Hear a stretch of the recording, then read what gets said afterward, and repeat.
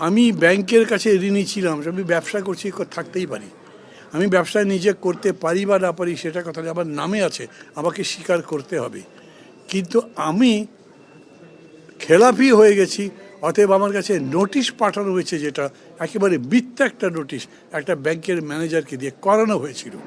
আমার দুজন বিজ্ঞ আইনজীবী যারা একেবারে প্রথম থেকে এই মামলা লড়েছেন, মানে মামলা বলতে এই যে আমাকে বাতিল করেছে তা না, বাতিল করার জন্য আরও কাহিনী ছিল, সেগুলো আপনারা জানেন। সেই কাহিনীর বিরুদ্ধে লড়েছেন।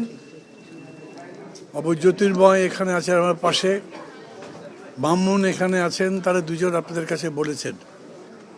আমি প্রথমে আল্লাহর কাছে শুকর করছি, আমি বিশ্বাস করতাম ষড়যন্ত্র টিকবে না। এত বড় একটা অভ্যুত্থান হলো, তাতে মানুষের, অন্তত মানুষকে যারা পরিচালনা করবে, দেশ যারা চালাবে, সেই সমস্ত ব্যক্তিদের মন মানসিকতার পরিবর্তন হওয়া দরকার ছিল। এমনিতে পত্রপত্রিকায় দেখছি যে দল একজনকে মনোনয়ন দিচ্ছে, তার বিরুদ্ধে আরেকজন দাঁড়িয়ে যাচ্ছে এবং নিজেকে জাহির করবার জন্যে, প্রতিষ্ঠিত করবার জন্যে লড়াইও করছে প্রচণ্ড। এরকম হয়েছে অতীতেও, ইতিহাসে আছে। কিন্তু রক্ত দিয়ে, জীবন দিয়ে, বছরের পর বছর ধরে সংগ্রাম করে আমরা যে অধিকারের জন্যে বললাম, যা প্রতিষ্ঠার জন্য এত বড় ত্যাগ স্বীকার করলাম, তার উপর দাঁড়িয়ে আবার তাকেই ব্যঙ্গ করছি, এই ধরনের ঘটনায় দুঃখ প্রকাশ করার বিকল্প কিছু নেই। আজকে যে কারণে আমাকে এখানে আসতে হয়েছে, আমার দুজন আইনজীবী সবাই আপনারা চেনেন তাদেরকে, তারা এসছেন। এটা খুবই একটা সিম্পল ব্যাপার ছিল। বা যাচাই বাছাই করা হয় প্রার্থীদের বাদ দেবার জন্য নয়, বরঞ্চ তাদের কোনো ভুল ত্রুটি হলে সেটা সংশোধন করে যাতে তাদেরকে নির্বাচনী প্রক্রিয়ার মধ্যে রাখা যায়, এই জন্যে সংশোধন করবার সুযোগ অন দ্য স্পট আছে। এমনকি সময় দেওয়া যায়, এমনকি এপিডেভিট, যেটা হলফনামা বা শপথ করে বলেন, সেটাতেও যদি কোনো ভুল থাকে সেটাতে আবার আপনার সাপ্লিমেন্টারি এফিডেভিট দেওয়ার সুযোগ আছে। অথচ আমার বাড়ি বগুড়া, সেইখানে আমি নির্বাচনের আগেও করেছি, এইবারে যখন করছি তখন আমাকে বিরোধিতা করবার জন্যে যে মবক্রাসি করা হয়েছে, এটা ইল ওমেন, এক কথায় খুবই একটা অশুভ ইঙ্গিত। যার কারণে আমি মনে করি জেলা প্রশাসক নিজে বিচলিত হয়ে সামাল দেবার জন্য মনে করেছেন একটা খারাপ পরিস্থিতি হবার চাইতে বিষয়টা নির্বাচন কমিশনে যাওয়াই ভালো, না হলে এটা বাতিল করবার কোনো কারণ ছিল না।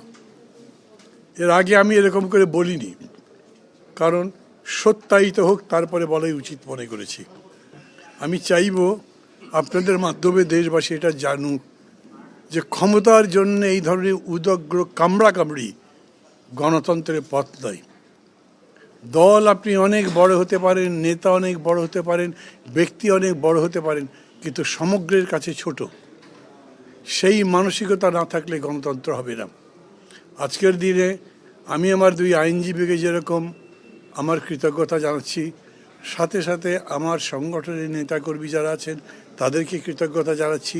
আর কৃতজ্ঞতা জানাচ্ছি আপনাদেরকে, কিছু কিছু মিডিয়া যারা সেরকম করে প্রতিষ্ঠিত নয়, তারা লোভে পড়ে অর্থ, অন্যান্য উৎকোচের মধ্যে এত অন্যায় রিপোর্ট করেছেন যেগুলোর প্রতিবাদ না করে পারা যায় না। আমি ব্যাংকের কাছে ঋণী ছিলাম, আমি ব্যবসা করছি, থাকতেই পারি। আমি ব্যবসা নিজে করতে পারি বা না পারি সেটা কথা আমার নামে আছে, আমাকে স্বীকার করতে হবে।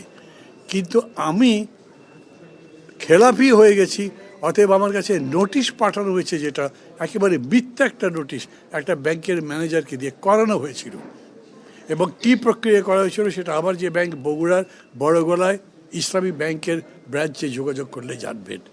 সেই ম্যানেজার ওই চিঠি পাওয়ার পরে আমি হেড অফিস যখন গিয়ে বলেছি, যেখানে আপনাদের হেড অফিসে আমার এটা রিশিডিউল করার আলোচনা চলছে, তখন এই চিঠি কিভাবে আসে? ওটা একটা ঘোরতর অপরাধ ছিল, সেই জন্য সেই ম্যানেজারকে স্ট্যান্ড রিলিজ করা হয়েছে। কিছু মনে করবেন না, এই খবর মিডিয়াতে যায়নি। শাস্তিমূলক ব্যবস্থা, তাকে শাস্তিমূলক ট্রান্সফার করে স্ট্যান্ড রিলিজ করা হয়েছে। এমন নিচে নেমেছেন, আমার বিকল্প প্রার্থী, নাম বলবো না, কারো বিরুদ্ধে বলবার জন্য নয়, পদ্ধতিটা বোঝার জন্য বলি। রাজনীতিক প্রতিযোগিতা আছে, ভোট যখন প্রতিযোগিতা তো বটেই, কে হারবে কে জিতবে, হারাজদারই তো লড়াই। কিন্তু সেই হারা মানে এই নয় যে আপনি কোমরের নিচে বাড়ি দিয়ে তাকে ফেলে দেবেন। এটার নাম গণতন্ত্র নয়, অন্য কিছু নয়।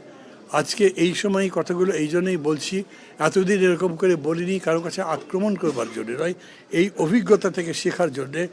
পাপ বাপকে ছাড়ে না, ষড়যন্ত্র করে জেতা যায় না। আর গণতন্ত্রের লড়াই যখন, তখন অন্তত এই ষড়যন্ত্র দীর্ঘস্থায়ী হতেই পারে না। আজকের রায় তার প্রমাণ। আমি মনে করি নির্বাচন কমিশন বিজ্ঞতার পরিচয় দিয়েছেন।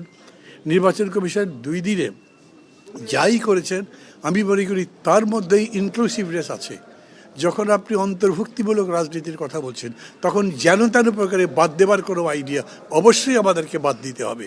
যারা মনে করছেন প্রতিপক্ষকে বাদ দেবার মধ্যে দিয়েই আমরা কেবল বিজয় অর্জন করতে পারি, তারা গণতন্ত্রের পথ রুদ্ধ করবার চেষ্টা করছেন।